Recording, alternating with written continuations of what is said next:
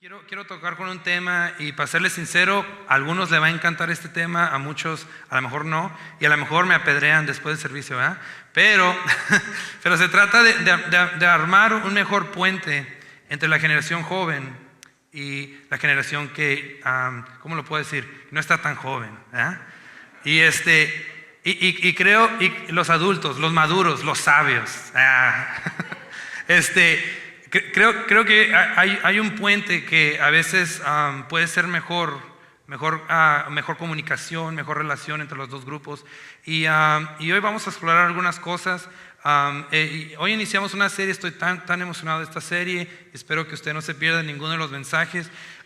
Estos servicios le estamos dando la oportunidad a muchos muchachos, jovencitos, jovencitas, que ellos sean los que ministren, porque creemos que ellos son la iglesia del hoy. Dios no los puede usar un día, Dios los puede usar hoy. Y gloria a Dios. Y por las siguientes 3 semanas va a haber participaciones. Los otros 2 servicios van a participar líderes de los jóvenes. Ellos van a predicar por primera vez, así que vamos a orar por ellos. Y no se pierda ninguna de estas 3 semanas. Hoy iniciamos con el primer dicho. Todos creciendo, sabemos muchos dichos. Dime con quién andas y... Muy bien, no sabemos versículos bíblicos, pero dichos sí, ¿verdad? Y hay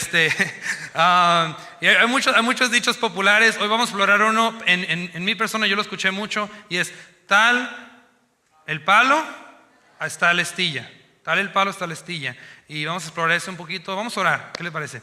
Señor Jesucristo, gracias, Señor, por todo lo que ya has hecho, Padre, en nuestras vidas, por lo que estás haciendo en esta iglesia, Padre, por lo que estás haciendo en esas 2 generaciones, Padre, por las grandezas, Señor, que tú has hecho, Padre, por medio de ellos, por las grandezas que vas a hacer por medio de la generación que viene, Padre. Yo te pido en este momento, Señor Jesús, que tú hables, Padre, que unjas mis labios, quites toda palabra torpe, Señor, que seas tú el que hables, Señor, a nuestros corazones en este día. No es palabra humana, Señor Jesús. Yo te pido en este momento, Jesús, que si alguien está aquí por primera vez, Señor, que ellos entiendan, Jesús, que tú los amas y que tú quieres tener una relación con ellos, Padre. En el nombre de Jesucristo, todos decimos amén, amén. Pueden tomar su lugar. Tal el palo, tal astilla. En inglés, a lo mejor lo han escuchado, se dice like father, like son. Y es la única la proporción en inglés que voy a decir en todo el servicio, así que no se preocupen. Entonces, tal el palo, tal astilla. Y muchos sabemos que es un dicho muy popular. En muchas maneras. Bueno, vamos a empezar por definirlo.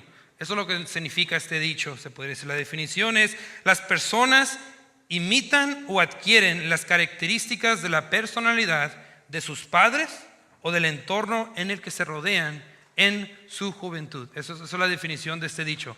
Cuando alguien dice tal palo, tal astilla, es: wow, eres igualito que tu papá, ¿no?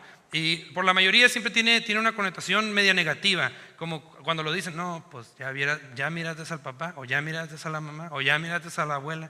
Y hoy vamos a entender cómo en muchas maneras, yo creo que en muchas maneras Dios quiere que, porque ahora poniendo las generaciones todas por parejo, todos somos hijos de Dios, ¿no? Es nuestra meta, ser hijos de Dios. Y qué hermoso fuera que cuando las personas vieran nuestras vidas, dijeran: tal palo, tal astilla. Wow, que cuando la comunidad, que cuando la gente mirara nuestras vidas, dijeran: wow, así como son ellos los que siguen a Cristo, se parecen bien mucho a Dios. Qué hermoso, ¿no? Fuera eso. Qué hermoso fuera que cuando la gente mirara la manera que hablamos, la manera que nos dirigimos, de la manera que a lo mejor interactuamos con las otras personas, de la manera que a veces pensamos, ¿no? De la manera que nos conducimos, que dijeran: tal palo, tal astilla. Se parecen a su Padre. Se parecen a Dios.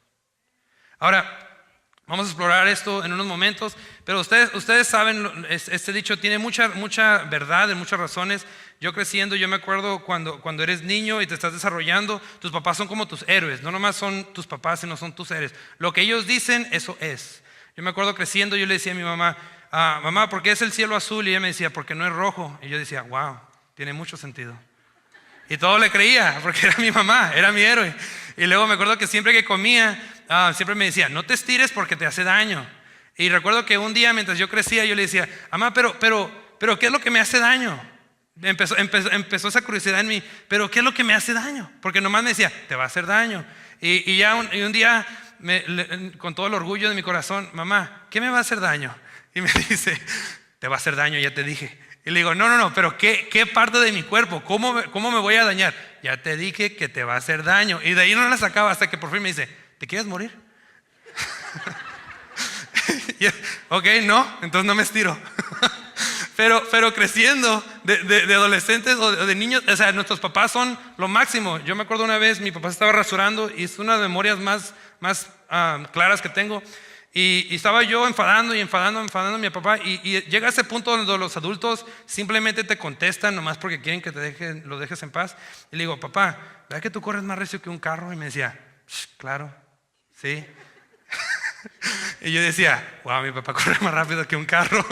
Y todo esto en muchas maneras son cosas donde creciendo nuestros papás son la relación esa paternal es lo máximo. ¿Por qué? Porque son las únicas personas hasta ese momento que tienen una relación profunda con nosotros. Por tanto, tienen el derecho de tener tanta influencia en nuestras vidas. Por eso ellos pueden moldear mis pensamientos, moldear cómo me debo dirigir, cómo debo de hablar.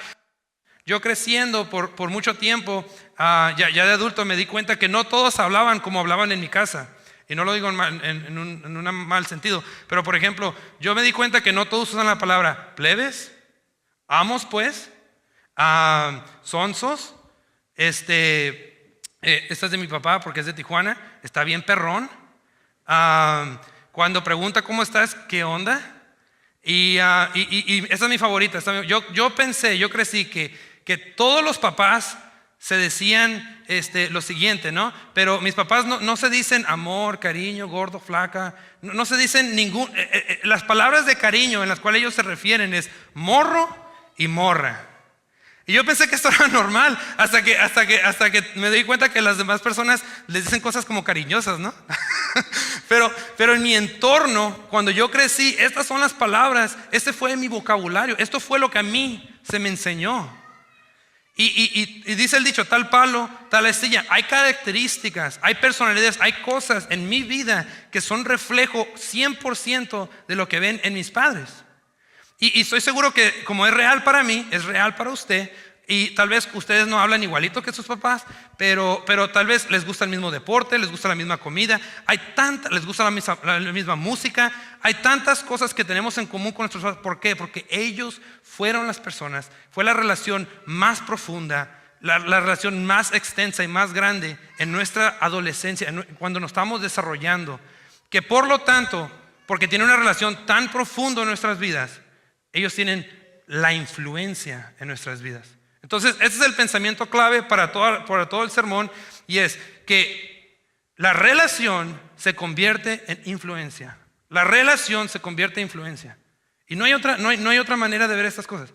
¿Por qué actuamos como muchas maneras que actuamos mis papás? Yo crecí viendo a mi papá, esto antes que fuéramos cristianos, y yo crecí viendo a mi papá que siempre que se enojaba, mi mamá es testiga, no me deja mentir, le daba un golpe a lo primero que estaba enfrente. Y no a una persona, pero a la puerta, a la pared. Ya no lo hace. Pero creciendo, yo me acuerdo de ver hoyos en mi puerta. Y cuando yo estaba en la secundaria, yo recuerdo que alguien me hizo enojar. Entonces, ¿qué es lo primero que hago? Veo lo primero que está enfrente de mí y es un tubo. Y dije, así como mi papá le ha hecho hoyos a la pared, yo voy a destruir ese tubo. Y obviamente el tubo ganó. Pero fue una reacción que ni la pensé dos veces. ¿Por qué? Porque fue lo único que yo fui expuesto creciendo, ¿no? Entonces, muchas de las cosas de las que usted y yo hacemos es bueno o sea malo, es gracias a nuestros papás. Es gracias a esa relación paternal, a esa relación en tu vida que tiene tanto poder que no nomás es una relación, pero es una influencia en nuestra vida, en tu vida, en mi vida. Y esto es chistoso porque es una espada de dos filos, porque así como se pueden pegar características buenas, por ejemplo, si los papás son bien trabajadores, tenemos un joven aquí en la iglesia que su nombre es Brandon, no lo miro ahorita, pero es el muchacho más trabajador que yo conozco en mi vida. Y lo puedo ver las mismas características en su papá. Pero hay cosas, no todo es bueno, lamentablemente, porque así como las cosas buenas se nos pegan, las cosas malas también se nos pegan. Y si alguien entendía esto y si alguien vivió esa experiencia, fue el rey David. El rey David es un hombre muy extraordinario en la Biblia. A lo mejor ya usted se sabe toda su historia, a lo mejor no. Pero el día de hoy nomás me quiero enfocar en una porción. Y es más, vamos a hablar del rey David y de sus hijos por las siguientes 3 semanas. Por eso no se quiere perder ninguna de estas 3 semanas. Entonces empezamos con el rey David ya siendo rey. Él ya es rey. Y entramos, para aquellos que no conocen, David tenía una relación con Dios en ese tiempo que a mi opinión, en lo personal, era como era muy diferente a cualquier otra persona. Porque David, cuando se dirige hacia Dios, se dirige en una manera como si estuviera teniendo una relación con otra persona. Hablaba con Dios, pasaba tiempo con Dios. Le escribía canciones a Dios. Tal vez muchos de los varones que están aquí se acuerdan cuando ustedes tenían ese amor en su corazón y fueron y le dedicaron una canción a su esposa o a la muchacha que usted quería, ¿no? Y a lo mejor ustedes eran tan valientes que a lo mejor hasta le cantaron serenata y por eso no están con ella, no se crean. pero este tipo de amor, este tipo de relación era muy cercano, no era igual, era muy cercana a la relación que tenía David con Dios. David le escribía cantos a Dios a solas cuando no había nadie. David es uno de los hombres más apasionados por Dios. En un momento danza casi semidesnudo delante de la gloria de Dios. David tenía una pasión ardiente por Dios. Pero como era hombre, aunque sea rey, era hombre y tenía fallas. Y hoy vamos a hablar un poquito. Hay una falla en específica y es la falla, yo creo, más famosa de David o la vez que más cayó. Y no vamos a entrar en detalles exactamente de la falla, pero esta falla incluye el adulterio, la muerte, asesina a alguien, miente a alguien, trata de esconder su pecado, trata de ocultar todo lo que ha hecho. Y David tenía un serio problema cuando se trataba de la lujuria o del amor o el pasión, porque era un hombre tan apasionado. Tenía tanta pasión para tanto. Dice la Biblia que tenía aproximadamente 8 esposas. Aunque estaba muy abierto a que yo creo había más esposas. Entonces, usted se puede imaginar ya el problema en el que iniciamos, ¿no? David con 8 esposas y especialmente la última esposa, o no la última, pero una de las esposas que fue incluida después, se llama Betsabé. Y Betsabé, vamos a aprender más de ella en la semana 3, así que no se pierda la tercera semana porque todo da vuelta. Y cuando ella fue integrada a la casa de David, pierde su primer hijo, ¿cierto? Más o menos, puedes discutir que fue aborto, que no fue aborto. Y después vuelve a tener otro hijo. Y este hijo, su nombre era Salomón, todos digan Salomón. Ok, Salomón después llega a ser el rey después de David. Él es el que toma el reinado, él hereda el reino de David. Pero imagínese usted a Salomón. Imagínese, porque acabamos de hablar de la influencia de los papás, ¿no?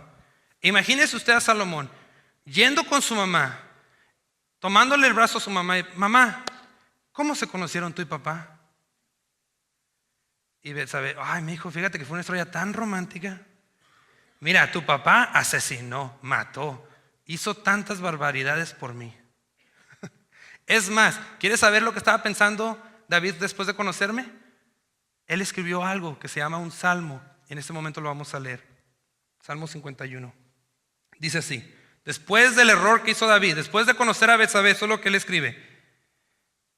Hablando David a Dios: lávame más de mi maldad y límpiame de mi pecado. Versículo 3: porque yo reconozco mis rebeliones y mi pecado está siempre delante de ti. Qué romántico, ¿verdad? Entonces, imagínense el hogar disfuncional en el que crece Salomón. Su mamá representa uno de los errores más grandes de la vida de David. Y Salomón crece en un hogar donde hay diferentes esposas, donde tiene aproximadamente 19 hijos. La Biblia dice que tenía David. Entonces, imagínense jugar a las traes con personas que son medios hermanos, no medios hermanos. Y tu papá es un hombre que todos ven en una posición alta. Pero tú como Salomón estás viendo a un hombre que aún es indecidido en la mujer que ama. Y Salomón, ¿qué dice el dicho? Tal palo, tal astilla.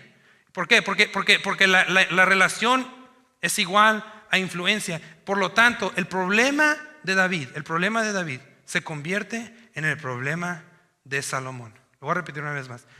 El problema de David se convierte en el problema de Salomón. La Biblia dice que Salomón tuvo aproximadamente 1000 mujeres. 1000 mujeres. Salomón llegó y le dijo: no, papá, tú no sabes cómo hacer esto. 1000 mujeres. Y uno puede decir, y nosotros podemos en este tiempo voltear a ver a Salomón y decir: wow, fue un monstruo. O sea, ¿qué clase de hombre es? ¿Qué tiene en la mente? ¿Qué tiene en el corazón? ¿Cómo puede estar tan trastornada su mente? Tal palo, tal astilla. En el tiempo de Salomón, cuando él en su niñez estaba creciendo, él miraba que esto era normal. Esto era normal para él.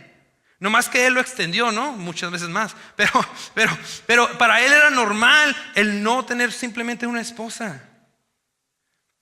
Vean lo que dice el capítulo 1 de Reyes, capítulo 11, versículo 1 dice: pero el rey Salomón amó además a la hija de Faraón y a muchas mujeres extranjeras.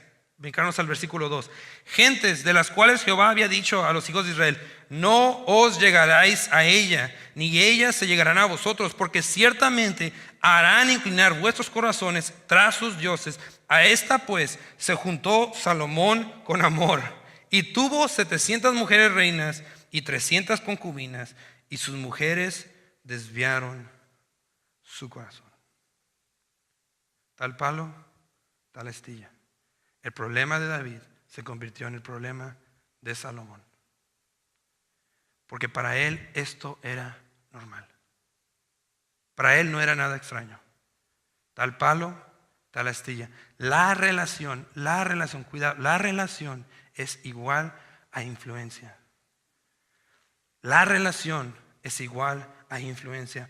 Pero ¿qué dijimos? Es una espada de dos filos, porque David, siendo un hombre tan apasionado, él tenía un sueño. Y aquí es donde vamos a entrar en la segunda porción. El sueño de David se convierte en el sueño de Salomón. Primero, su problema se convirtió en el problema de Salomón. Segundo, el sueño de David se convirtió en el sueño de Salomón. Primera de Crónicas, versículo 22. Y lo voy a leer un poco rápido. De modo que David dio órdenes para reunir a los extranjeros que vivían en Israel. En ese tiempo se dice que los extranjeros eran aproximadamente 70,000 esclavos. 70,000 esclavos. El rey David tomó 70,000 esclavos. ¿Ok? Y les encargó la tarea de preparar piedras talladas para cubrir el templo de Dios. Versículo 3. David proporcionó grandes cantidades de hierro para los clavos que se necesitaban para las puertas de las entradas y las rejas.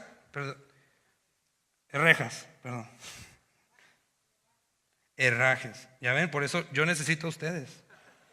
Y dio tanto bronce que no se podía pasar. También proveyó innumerables troncos de cedro, porque los hombres de Tiro, de Sidón, habían llevado grandes cantidades de cedro a David. Versículo 5. Y David dijo: mi hijo Salomón es aún joven y sin experiencia. Fíjense lo que hizo el rey David, porque su sueño era ¿qué? Armar el templo de Dios. Ese era su sueño. Y esto es lo que hizo David. Voltea a ver a Salomón y dice: mi hijo Salomón es aún joven y sin experiencia. Ya que el templo que se va a edificar para el Señor debe ser una estructura magnífica, gloriosa y reconocida en el mundo entero, comenzaré a hacer los preparativos desde ahora. Así que antes de morir, David reunió una enorme cantidad de materiales de construcción. Versículo 6. Luego David mandó a llamar a su hijo Salomón y le dio instrucciones para edificar un templo para el Señor, para Dios de Israel. Quiero que entienda esto, lo que está sucediendo. David se está dando cuenta que Salomón no estaba preparado para terminar su sueño. Entonces, ¿qué hace? Lo empieza a equipar.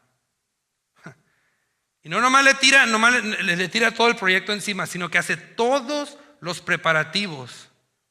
Y después toma a su hijo Salomón y le dice: te voy a explicar cómo vamos a hacer esto. Todos digan conmigo: relación. Y empieza a dejar todo listo para que un día su hijo termine este templo. Luego David mandó a llamar a su hijo Salomón y le dio instrucciones. Vean con qué detalle. Y le dio instrucciones. Vean la relación para edificar el templo del Señor Dios de Israel. Hijo mío, yo quería edificar un templo para honrar el nombre del Señor mi Dios. Y le dijo David: pero el Señor me dijo, esto es Dios hablando a David: tú has matado a muchos hombres en las batallas que has peleado. Puesto que has derramado tanta sangre ante mis ojos, no serás tú el que edificare mi templo para honra de mi nombre. Versículo 9. Pero tendrás un hijo que será un hombre de paz. Le daré paz en sus enemigos en todas las tierras vecinas. Su nombre será Salomón. Y durante su reinado yo daré a Israel paz y tranquilidad. Y este es el versículo clave. Es el quien edificará el templo para honrar mi nombre. Imagínate tener un sueño. Imagínate tener los recursos y tener una pasión y que Dios te diga: tú no serás el que va a edificar este templo. Imagínate tener un sueño, una pasión, un propósito en tu vida y que Dios te diga: tú no serás el que lo hagas. Tienes todos los recursos, tienes todos los buenos motivos, pero será tu hijo. Y eso es tan hermoso, porque ahora Dios está hablando con David y ahora se refiere de Salomón y le dice: y él será mi hijo y yo seré su padre. Además, afirmaré el trono de su reino sobre la tierra de Israel para siempre. Padres, imagínense por un momento que Dios hable con ustedes y que les diga: tengo unos planes hermosos para tus hijos. Yo sé que tú quieres hacer algo para honrarme a mí. Yo sé que tienes buenas intenciones. Yo sé que tienes los recursos. Yo sé que tienes todo en tus manos. Pero yo quiero darles a tus hijos un propósito. David tenía dos opciones. Podía tomar esto para mal. Obviamente no lo tomó para bien. ¿Y qué hizo? Hizo todos los preparativos, preparó todo en su control para que Salomón pudiera edificar el templo. Él hizo todo en su poder para que Salomón pudiera ganar. Él hizo todos los preparativos para que Salomón, cuando él entrara, sí estaba joven, sí no tenía experiencia, sí todavía le faltaba mucho que madurar, pero él hizo todo en su poder ¿Qué era lo que David quería? David quería ¿qué? Armar el templo. Esa era la meta, ese era el propósito, eso era el ganar. Y dice David: si yo no lo voy a hacer, yo voy a asegurar que le voy a poner todos los recursos, todo lo que necesite Salomón, lo voy a poner al alcance de sus manos para que él haga el propósito. Hay un propósito tan grande que Dios nos ha dado. Y Dios desea que toda persona tenga una relación con Él. Hay una comunidad aquí en San Diego que Dios desea que cada persona tenga una relación con Él. ¿Qué fue la comisión que Jesús le dio a sus discípulos? Vayan, prediquen, hagan discípulos, construyan la iglesia. Ese es tu propósito, ese es el ganar. Construye la iglesia. Y este propósito es tan grande que ni los 12 apóstoles pudieron hacerlo solo. Es tan grande que hasta el día de hoy hay personas que necesitan una relación con Dios y no han escuchado del amor de Dios, ni lo que hizo Dios por ellos en la cruz. Hay un propósito tan grande, es más grande que este edificio. Dios no nomás quiere llenar este edificio, Dios quiere alcanzar a San Diego. Y no nomás San Diego, Dios dio a su Hijo unigénito. ¿Para quién?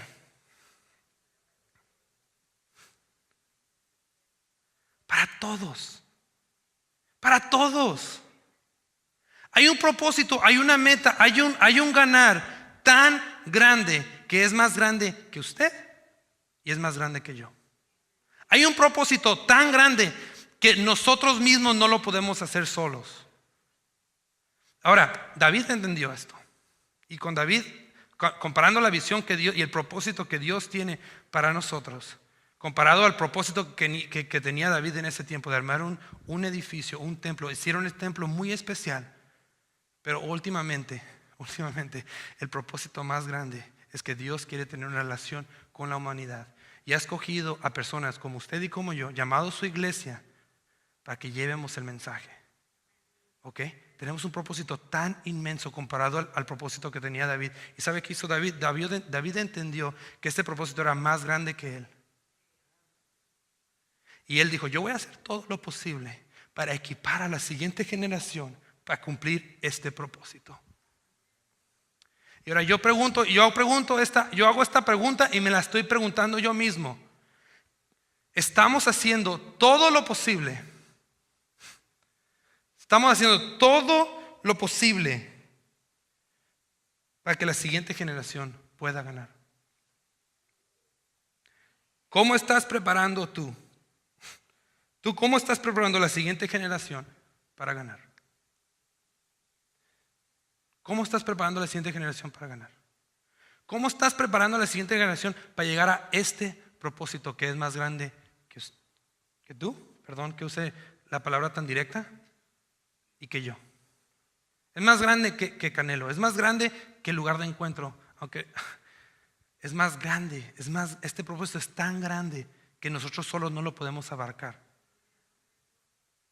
Y yo hago esta pregunta: ¿qué estamos haciendo para preparar a la siguiente generación para ganar?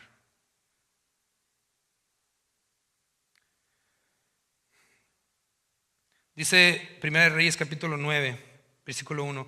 Así que Salomón terminó de construir el templo del Señor y también el palacio real. Llevó a cabo todo lo que había pensado hacer. Salomón terminó ese propósito. Y ahora le quiero hablar a la generación más joven, porque yo siento que puedo ser en cierta manera el portavoz, que Salomón pudo lograr lo que pudo lograr gracias a lo que hizo David. No fueron sus propias fuerzas, no fue su experiencia ni su sabiduría. ¿Por qué? Porque David dejó todo preparado para que Salomón pudiera ganar. Y esta generación, nuestra generación, mi generación es culpable de lo siguiente: somos mal agradecidos con las generaciones anteriores. Así que, con su respeto, yo le quiero pedir a todas las personas que tengan menos de 35 años, todas las personas que tengan menos de 35 años, que en este momento por favor se pongan de pie, muy rapidito.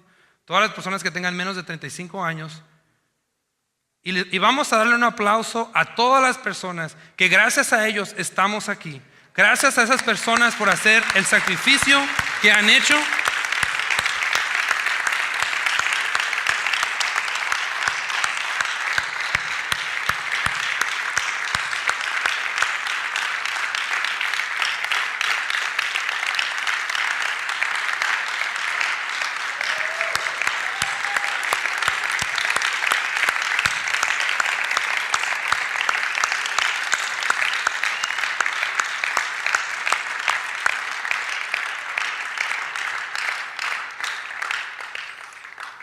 Gracias.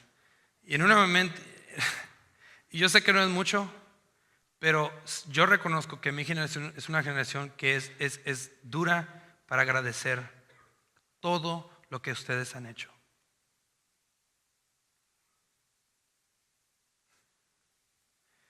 yo jamás estuviera aquí de pie si no fuera por mi mamá, por mi papá, por las oraciones, por los regaños, por los consejos. Y así como David tomó a Salomón y le instruyó,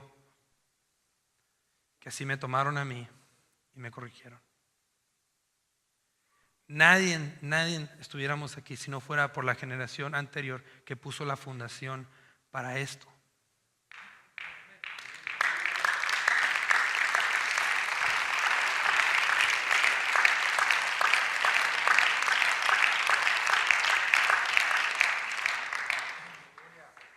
Tal palo, tal astilla. Tal palo, tal astilla. Generación de hoy, ¿qué estamos haciendo para que la generación de mañana pueda ganar? ¿Qué estoy haciendo yo? Yo solo me estoy haciendo esta pregunta. ¿Qué puedo hacer yo en este momento para que ellos puedan ganar? Y generación, la generación joven, tenemos que honrar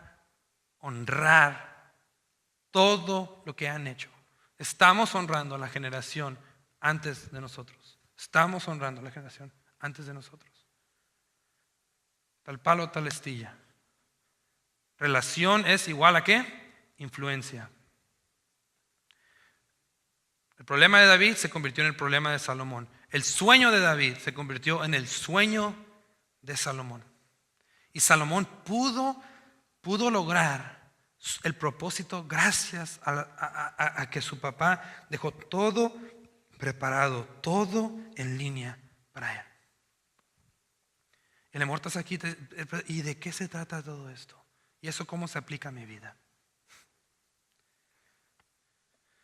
Versículo 10 de ese mismo pasaje. Dios, y ahora voy a meter otro dicho nomás ahí como bono, ¿eh? ¿Cuándo has escuchado el dicho? O todos coludos o todos rabones. Que básicamente significa todos parejos, ¿no? Todos parejos. Y en el versículo 10 dice, esto es Dios hablando con David acerca de Salomón. Esto es Dios hablando con David acerca de Salomón, ¿ok? Y le dice, Él el quien edificará mi templo para honra mía, y Él será mi hijo, y yo seré su padre. Pero en igual de tomarlo en ofensiva, como ofensa, David lo toma como algo hermoso, porque Dios tenía planes para su hijo. ¿Y no es este el deseo de Dios en este día?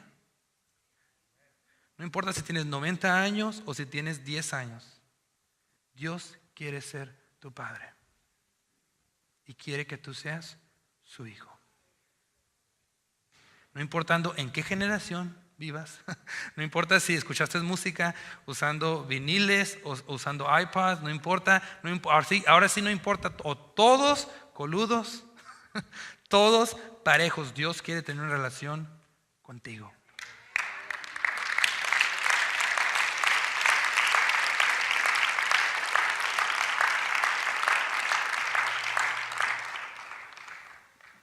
Y si soy muy sincero con ustedes, tal vez usted está en este lugar y yo no conozco su trasfondo, yo no conozco toda su historia. Y a lo mejor hasta este sermón lo incomoda un poquito porque a lo mejor no creciste con tu papá, a lo mejor a lo mejor tú creciste en un hogar disfuncional. A lo mejor cuando yo di el ejemplo, todos chistosos de las anécdotas que tengo con mi mamá, a lo mejor tú me odiaste porque dijiste, yo nunca tuve a mi mamá. Pero si tú estás en alguno de esos grupos, Dios quiere ser tu padre. Dios quiere ser tu padre. Y para aquellos que nos hacemos como que ya lo tenemos todo, como que Dios quiere ser tu padre y quiere que tú seas su hijo. Como lo mencioné en el principio, tal palo, tal astilla. La relación es igual a ¿qué? Influencia. Y tal vez te molestó a lo mejor la pregunta con la que inicié, diciendo, si nosotros somos hijos de Dios, ¿por qué la gente no nos ve a nosotros y dice, wow, se parecen a su padre? Y la pregunta es, ¿y cómo? Porque David, yo lo he intentado. Con mis propias fuerzas he tratado de vivir mejor, he tratado de dar un mejor ejemplo. Mientras yo daba el ejemplo a lo mejor de lo que las observaciones que yo hacía sobre mis padres y las comparaciones a lo mejor en los que sus hijos ven en ustedes y lo que van absorbiendo, a lo mejor se puso nervioso porque usted está pensando en decir, ¿y qué ven mis hijos en mí? ¿Qué ven mis hijos en mí?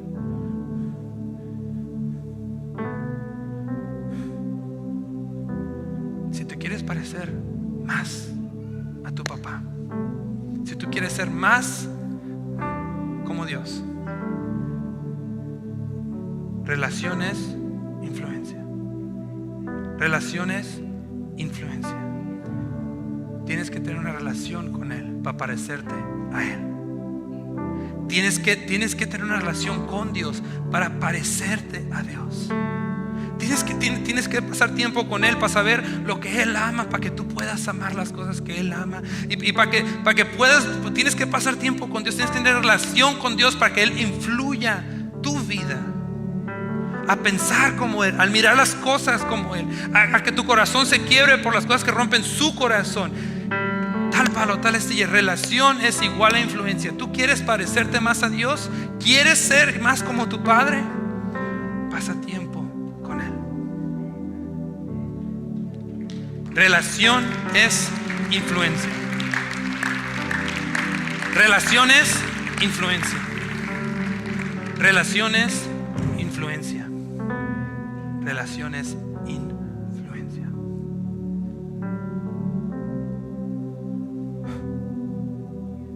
Papás quieren dar un mejor ejemplo.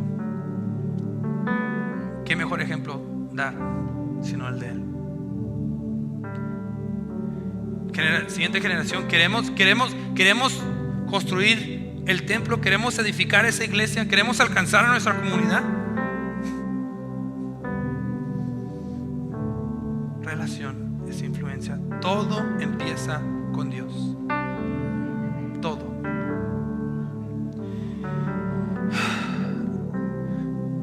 Yo realmente creo que la siguiente generación puede hacer cosas mayores de cualquier cosa que nos imaginemos, que soñemos o que nos imaginemos.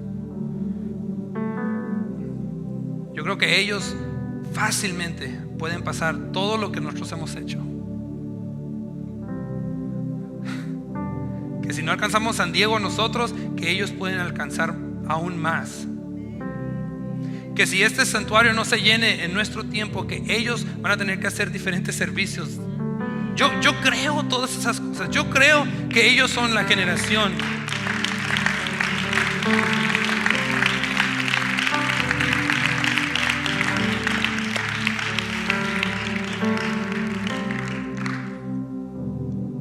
Pero todo empieza con Dios.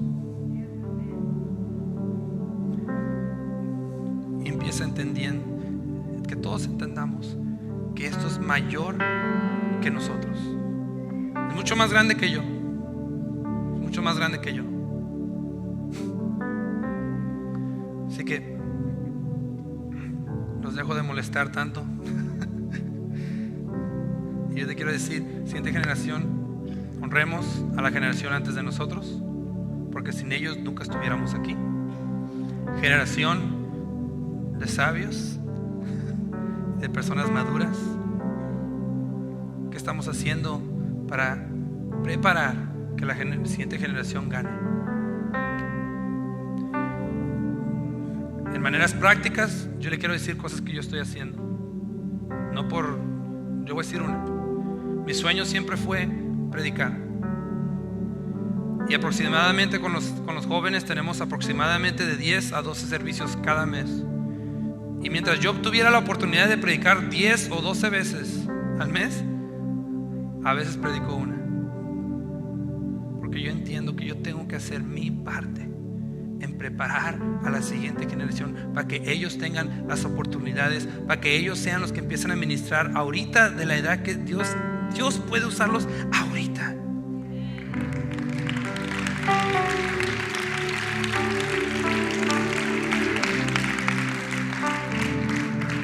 Y realmente yo creo que pueden hacer mucho más de cualquier cosa que yo he hecho.